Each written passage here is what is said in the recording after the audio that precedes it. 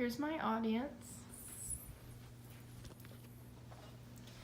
Most college students have probably had a minimum wage job, or maybe even more than minimum wage. We all know that minimum wage in Georgia is $7.25 an hour, and it also varies from state to state. The highest minimum wage is like $11 an hour in Washington. There has always been controversy about the increasing or decreasing of minimum wage. I worked at 2 jobs that paid a little bit over minimum wage, and today I'm going to be discussing my views on the controversy of minimum wage and also how minimum wage has affected my life. There are pros and cons of increasing minimum wage. I think that the cons outweigh the pros. According to thebalancedcareers.com, some pros are that increasing it would mean raised living standards for impoverished workers, and it would reduce gender and race-based income inequality.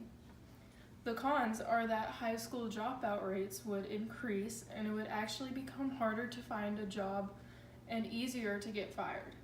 That would be because if minimum wage was increased, but a company had a specific budget, if paying their employees went over their budget, they would have to fire employees in order to stay within their budget. Also, if minimum wage, it would make more companies sought out people from different countries where the minimum wage is cheaper.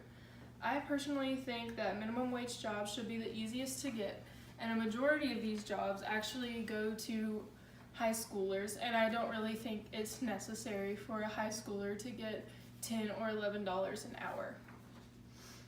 I also think that there are a lot of chances to move up in industries where minimum wage is their starting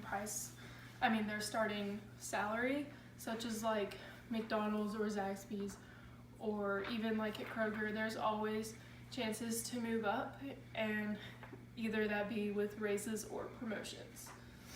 I think the minimum wage Georgia has now is a good starting point for people to get paid, and people should always try to move up in their jobs and potentially get paid more.